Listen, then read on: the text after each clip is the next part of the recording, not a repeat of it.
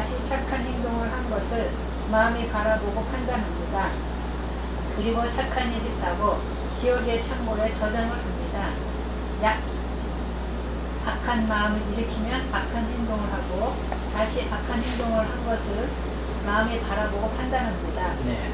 그리고 악한 일 했다고 기억의 창고에 저장을 합니다. 네, 거기까지. 자, 이렇게 이 기억의 창고에 착한 기억만 저장하는 사람을 우리가 성인이요 부처라 그러죠. 네. 그러면 이 기억에 창고에 악하고 나쁜 기억을 많이 저장하는 사람을 범부중생이라고 했죠. 그래 안 그래요? 네. 자, 부처님께서는 어떤 사람이 지금 이제 악한 말, 부처님한테 해코지라고 악한 말 했을 때 부처님 마음속에 책입니까? 아니요. 저놈이 나를 갖다가 이렇게 했다고 책입니까? 아니요. 아닙니다. 부처님이 어느 날 거리를 걸어가는데 어떤 바라문이 자기 집 앞에서 그날 자기 집 앞에서 뭐 제사를 지내는가 봐. 불에 대한 제사를 지내고 막 일하는 신성하게 제사를 지내는데 자기 신성하게 제사를 지내려고 그러는데 바라문이 하려고 하는데 부처님이 자기 앞으로 쭉 지나가려고 그러거든. 그러면 신성한 그게 깨진다 생각하는 거야. 어제부터 부정 탄다 생각하겠죠. 부처님이 책을 보고 부정 탄다고 막 삿대질하면서 욕을 하는 거야. 저기 오는 이 걸치가는 저 양반 우리 집을 오지 마라 하면서 막 하는데도 부처님께서 슬슬 걸어오셔 이렇게. 그 욕을 막 있는 욕을 다 퍼붓는 거야. 오지 말라도 간다고 막 욕을 막 퍼붓는 거라. 그런데도 부처님께서는 욕을 해야 안 해요. 부처님은 그냥 편안한 마음으로 아주 얼굴에 아무런 요동 없이 그냥 다가와서 이렇게 웃으면서 빙긋 웃으면서 그네는 지금 나에게 욕을 했는가 이래 묻는 거야. 그래 욕했다 왜? 하면서 막 뭐라는 거예요. 그랬더니 너 오지 말았는데 왜 오는 거냐 부정타게 이랬더니 부처님께서 하는 말씀이 그대 나라문이여 그대 집에 손님이 많이 찾아와가지고 선물 보따리를 한 것이 한 100명이 와가지고 선물 보따리를 100개 가지고 왔는데 만약에 그 선물 보따리를 안 가져가면 그 누구 거 되는 거예요? 가져가 버리면 안 가져가 놔두면 누구 거 돼요? 나오면 자기 거. 주인 거 돼버리죠. 네. 가지 안 가고 자기 놔두면 주인 거 되겠죠. 그 다음에 음식을 손님을 접대하기 위해서 음식을 많이 했잖아요. 음식을 많이 했는데 아무도 안 먹으면 어떻게 되겠어요? 없죠. 아무도 안 먹으면 진짜. 자기 거 되겠죠. 자, 그 말이 뭔가 하면 부처님한테 욕을 엄청 많이 했지만은 부처님이 그 전 때 부처님 밥 받을 생각도 없고 아무도 그거 하기 때문에 안 받아들인 거예요. 그럼 욕이 누구게 돼? 자기게 돼요. 악담한 것이 자기한테 돌아간다. 그런 얘기를 하는 거예요. 그 말 들으니까 그러면 누가 나중에 가부를 받겠어 했더니 가만히 생각해보니까 이거 악한 거 자기 받았잖아요. 잘못했나. 그때 바로 부처님한테 말씀 듣고 한 깨달음을 듣는 거예요. 그리고 부처님 잘못했습니다. 이렇게 하면서 정말 부처님 그때부터 좋은 법문해 줍니다. 그러난 다음에 나중에 그 사람이 부처님 제자가 됩니다. 자, 이렇게 부처님은 좋은 기억만 하지 나쁜 기억 안 합니다. 그러한 부처님의 말씀을 안에 어찌 보면 부처님께서 좋은 기억도 나쁜 기억도 안 한다고 볼 수 있어요. 사실은요. 어찌 보면 거의 부처님 경계인데 어쨌든 착한 그런 생각들을 많이 하고 있습니다. 자, 이 기억의 창고에 악하고 나쁜 기억을 많이 저장하는 사람은 범부중생을 그러죠. 요거를 사실은 뭐 부처님 된 사람이 뭐 좋은 거 나쁜 거 다 가리면서 이렇게 저장할 일은 없습니다. 그러나 들은 그대로 그대로 놔주는 건데 어쨌든 이 범부 입장에서 볼 때는 성인이고 부처고 성인하고 부처를 가르치기 위해서 표현을 이렇게 책에 한 걸로 이해를 해주시기 바랍니다. 자, 그리고 착한 기억이 많은 사람은 마음이 여러분들 밝겠어요? 어둡겠어요? 항상 밝습니다. 그럼 어두운 기억이 많은 사람이 어떻겠어요? 그래서 어릴 때 여러분들 어린 아들한테 부모들한테 두드려 맞고 자란 아이들 어떻겠어요? 어두워요? 밝아요? 어릴 때 아버지가 계속 애를 때려 폈어요. 두드려 폈어요. 두드려 폈더니 걔가 나이가 들어가지고 나이가 많이 들어갔고 갈수록 아버지가 힘없어 있는데 그 아버지를 보자 말자 아버지를 이쁘게 봐줘요? 아니면 뭐 어떻게 봐요? 안 좋게 보겠죠? 얼굴만 쳐다보면 저 늙은이 때 옛날에 맞은 것을 기억하면 분하고 이가 갈려요. 계속 그림을 생각하고 있는 거야. 그런데 그 아버지 입장에서 어떻게 봅니까? 자기는 이미 늙었잖아요. 늙었는데 자식이 자기를 계속 보면 반발도 했다가 밥도 안 줬다가 막 그러고 용돈도 안 주고 막 이렇게 하니까 서운해 안 해요. 자기 옛날 잘못한 거 생각 안 하고 내가 어떻게 길렀는데 저는 어떻게 길렀는데 이렇게 생각합니다. 서운하지요? 근데 그 자식 입장에서는 이미 아버지 늙어버렸어. 힘도 없어. 이빨도 빠져버렸어. 소위 말하는 이빨 빠진 호랑이야. 늙은 호랑이야. 아무 용맹도 없어. 그런데도 불구하고 그 아버지를 계속 미워하면 안 되겠죠. 무엇이 문제입니까 여기서? 바로 그 답이요. 바로 답이요. 그 정답이요. 저장된 기억이 정답이요. 그게 원인이야. 자, 두 사람 다 문제가 있죠. 한 사람은 아버지는 옛날 애 어릴 때 두드리 팰 때 알아차림 했나 못 했나? 알아차림 못하고 자기 기분에 막 때려 팬 거야. 만약에 알아차림 했더라면 지금처럼 우리 공부를 했더라면 때려 팰 수 있나 없나? 그 많은 애가 그 얼마나 고통스러운 걸 알면 자기가 어떻게 때려? 그런데 그런 공부를 모를 때는 중고생일 때는 막 때려 폈다 이 말이야. 지금 강의하고 있는 사람이 그 내 자화상을 얘기한 것 같아요.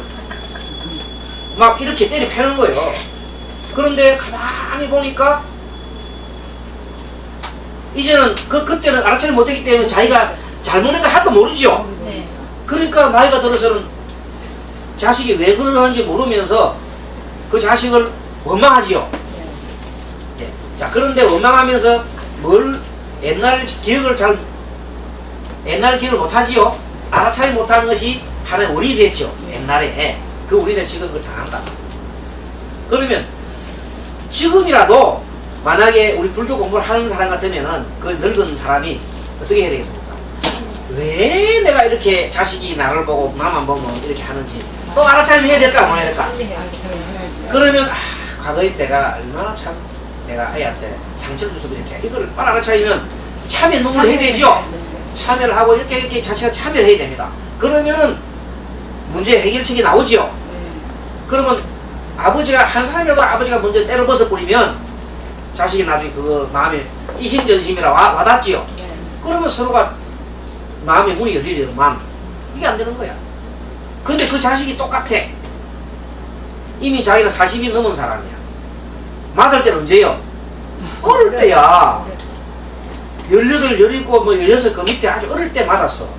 성년 되고 난 다음에 맞은 적도 없어. 근데도 마음속에 늘 일을 가고 있나. 맞았다. 그런데 그 과거 속에 살고 있죠? 그럼 그 사람은 지금 알아차림 했어 못 했어? 자기는 못하는 거야. 마음속에 늘 아버지만 쳐다보면 자기도 모르는 사이에 뭐가 튀어나와? 화가 올라오잖아. 그래서 여러분들 어느 사람을 대하더라도 마음속에 뭐가 있어야 돼? 알아차림 그 당시 하라. 우리 남자분들은 옛날에 예비군 훈련 가면요.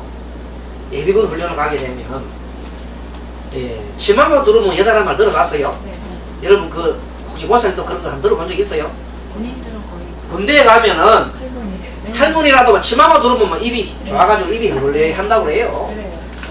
예전에 내가 들은 적이 있는데 우리 어떤 아시는 그 선배 되시는 분이 나이 많은 뭐 아직도 되는 사람이 6.25 때 전쟁을 하러 북한으로 쳐들어갔어요. 말하자면 그때 이제 그 9.18 수복해서 위로 평양으로 위로 올라가는데 3개월 동안 전투를 하다 보니까 여자를 구경 못했대. 근데 하루는 총을 들고 딱 집으로 싹 들어가니까 하얀 할머니가 백발 할머니가 쪽골 딱 비는 할머니가 보니까 갑자기 마음에 여자라는 생각이 들더랍니다. 알겠습니까? 그렇게 이 사람 마음속에는 그 뿌리 깊이 들어있는 그런 생각이 있어요. 그런데 해보면 사람들이 노출을 많이 하는 요즘 같은 여름처럼 노출이 너무 심하잖아요. 노출이 많이 심하기 때문에 성범죄가 많이 일납니다. 그럴까요 안 그럴까요? 그럼 성범죄에 당하는 사람은 여자가 당한 사람은 밤새도록 술 마시고 여자가 옷을 갖다가 완전히 뭐 핫팬츠 같은 거 입고 말 이래 하면서 몸을 못 가도 삐뚤삐뚤 돌아다니니까 그 성적 욕망에 굶주린 사람이 가만 놔둘까요? 가만 안 놔둔단 말이야. 그럼 자기가 잘못됐지. 네.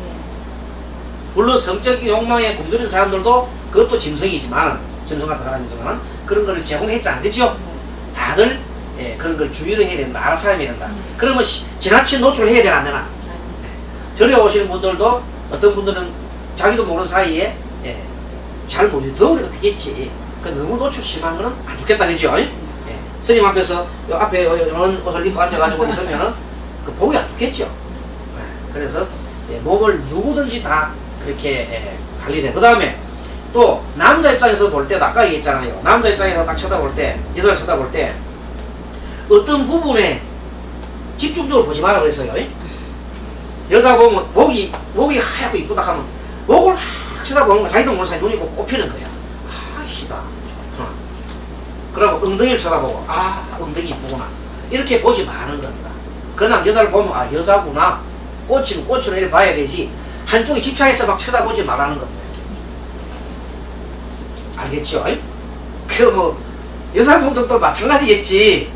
남자들 보고 이쪽 다이런 우락우락 근육 생긴 있잖아요. 육체미 같은 이런 거 보고 그 탐하는 마음을 내는 것도 인생 중생은 있긴 하지만은 그런 것들도 볼 때 아까 얘기했지요. 산은 산이요, 물은 물이다 그랬지요. 그 실상 그대로 보면 되는 거라. 그래서 지난번 언젠가 스님한테 상담하신 분 중에 한 분이 스님, 저는 참 요즘 굉장히 고민이 있습니다. 뭡니까 했더니 제가 음욕이 너무 많습니다. 왜 그래요? 왜 그러시죠? 제가 남편하고 이혼한 지가 10년 됐는데, 그러나 제가 어떤 그 옆에 어떤 분이 계신가 봐요. 자기 대상이 있는가 봐. 나이가 좀 젊으신 분이 계시는데 그만 쳐다보면은 계속 음욕이 생기는데 어떻게 제 신부는 그래서 어떻게 하면 이걸 다스리겠습니까? 이리 물어봤다고.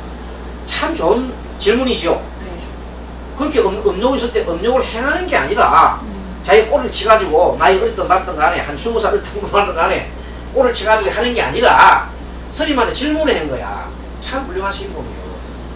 그래서 내가 스님이 그게 부처님의 가르침을 그대로 얘기했어요.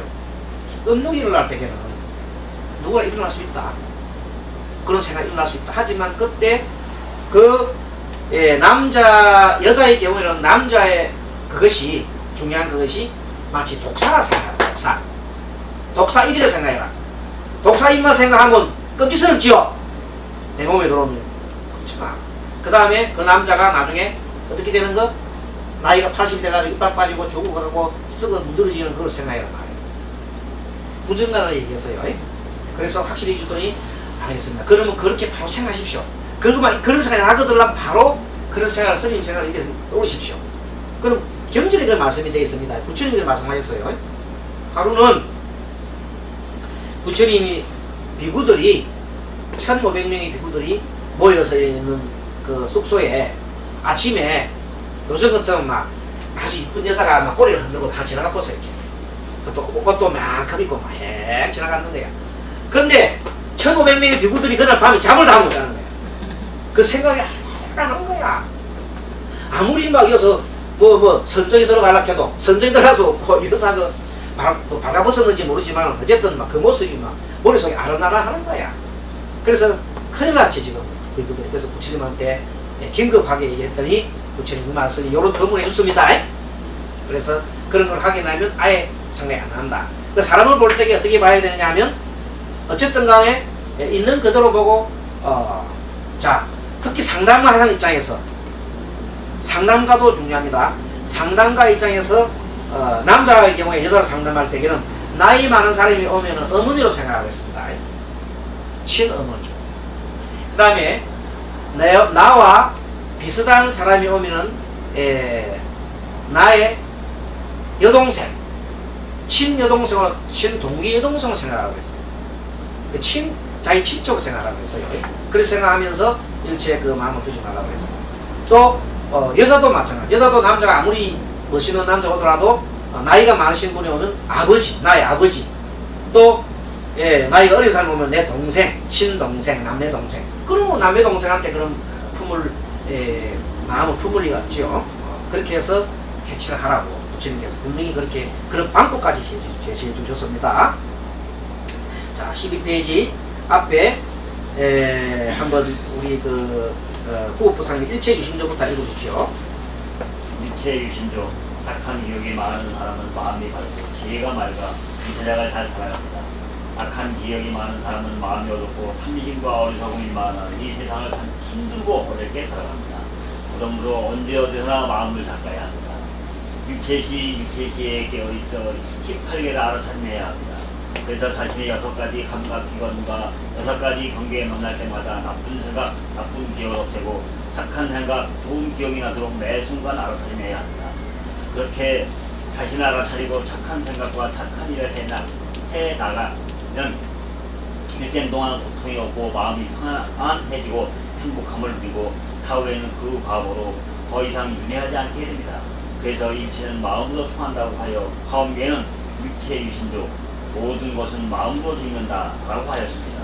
마음으로 공락도 만들고 지옥도 만드는 것입니다. 자신을 바꾸고 우를 개척하는 유일한 길은 자신의 마음을 항상 바르게 알아차려 6가지 적, 탐심과 성명과 어리석음의 마음 6가지 적이 씹어가지 못하게 막는 길입니다. 네, 거기까지 잘 읽었습니다. 자, 일체 유심조 모든 것은 마음으로 짓는다. 그런 화엄경의 수미정상 개참품이란 수미정상 개참품이란 수미정상 개참품 품에 나오는 말씀입니다. 마지막 글자만 약인용료지 삼세 일체불 응감법계성 일체 유심조 중에서 마지막 일체 유심조만 말씀드립니다. 모든 것은 마음으로 짓는다. 그래서 자신을 바꾸고 운을 개척하는 유일한 길은 자신의 마음을 항상 바르게 알아차려 6가지의 그 마음, 즉 6가지 마음이 육식이죠. 육식이 탐심, 성냄, 어리석음이 일어나지 못하게 막아줍니다. 그렇게 스스로 마음을 닦아 밝은 지혜를 내어 그것으로 세상을 밝히며 나도 살리고 남도 살려야 한다. 그렇게 그러므로 깨달음에 이르는 길은 일념정진하여 오직 자신의 마음을 알아차림하고 선용지심을 내어 계를 지키고